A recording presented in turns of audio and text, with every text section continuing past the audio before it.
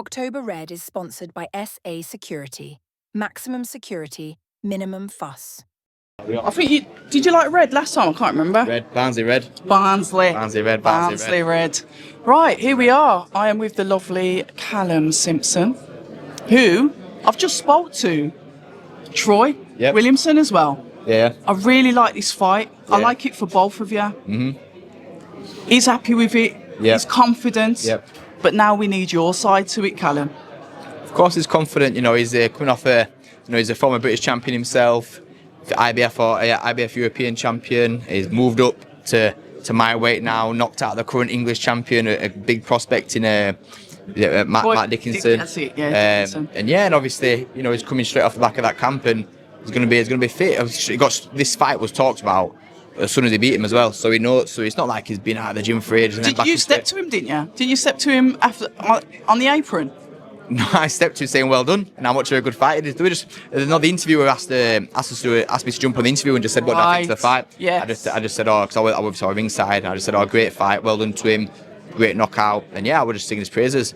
And then about half an hour later, I got a message from my manager saying they were doing this fight, and then so the next day we were getting talked about straight away. Yeah, it was. That's what I mean. It almost looked like you were put there intentionally to get that fight started. You know me, I go to every show. I would just ringside to watch the show, whether we're fighting. I was there anyway. And obviously, to be fair, I think in that fight he was the underdog. He was the underdog going into that fight. You know, obviously I know Matt weighed in quite heavy as well. I don't know what happened there. But got a massive knockout and got the win. So when it's like really like jovial between the two of you, there's no bad blood. Yeah. It's literally, I think this is going to be a really good fight. Let's get it on. Excuse me, sorry. We just hit camera. Sorry. Not me out. That's it exactly. Sorry, cheers. There's no reason for any. Like you know me. I try to be a nice guy, a good person, and there's no reason for anybody. He's never done nothing to disrespect me to do anything against me. I've been following him for a while.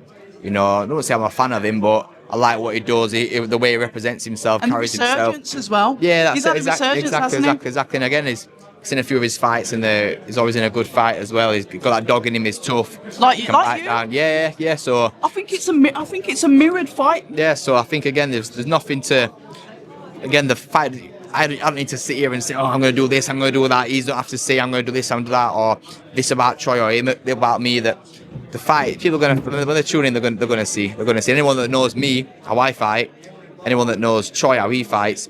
You know either way. But that is the thing, Callum. We don't really know how you fight because I've tried to pin a style onto you several times, and every time I do it, and every time I think I've got you sussed out, I like to try and suss you lot out. Yeah.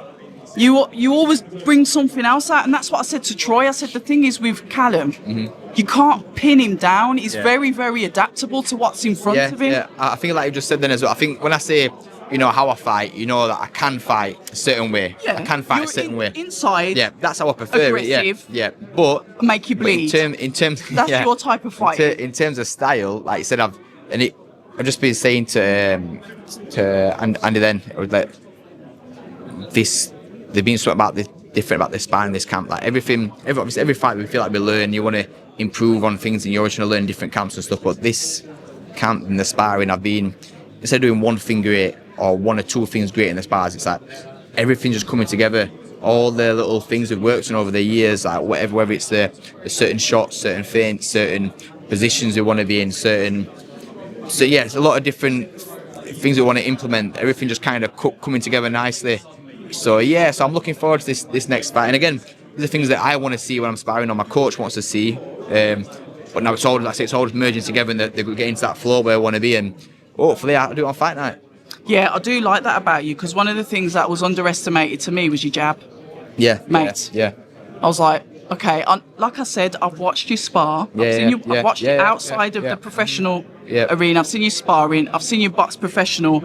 But you've got a really nice little kit. Yeah. When you play those video games, you go around, you collect like your weapons, and that's what you remind me of. Because it's like every time you fight, you do something different. You're not predictable, which is extremely dangerous for an opponent, but extremely exciting for us. And like I was saying to Troy, I know Yeah. This fight has just got excitement all over it. Me and my coach Mark always translates it as shout out to Mark, by the way, coach. Lovely Mark coach. Mark Hurley. Yeah. So what we say is, if you're an electrician, you go to a job. What tools have you got in your toolbox?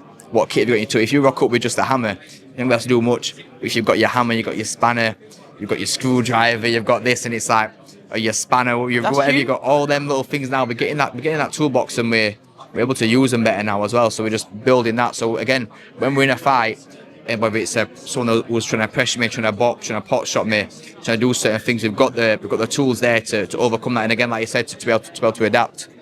But the thing is with him, he's got experience. Yeah, he's been around longer. Yeah. And there may be some of the older tools that you've got that he might be ready for. So then it gets down to that thinking.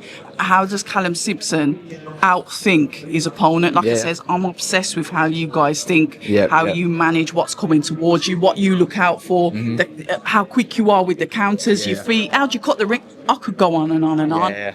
He's got experience, and he may have seen similar versions to you. How do you go into the fight knowing that? I'm so hyperactive, I am. Listen, he might have seen similar to me, but he's never seen anyone like me. Similar maybe, but no one like me. And that is the difference. I asked Troy 3 words to describe what we can expect from this Christmas cracker, because it is. It's a beautiful Christmas cracker in Leeds from the pair of you. 3 words. Don't ask me to remember what he said. I know he said knockout and Williamson win, but I need 3 words from you. For Troy, Nightmare Before Christmas. Nightmare Before Christmas. I can't even ask anything else. Listen, Callum, as always, a pleasure to see you, a pleasure to speak to you. All the best on fight night. Thank you very much. I'm looking forward to it. Are you there? I should be. Before Christmas, big night in Leeds. Barnsley takeover in Leeds. Barnsley Red. Barnsley Red. Red is sponsored by SA Security. Maximum security, minimum fuss.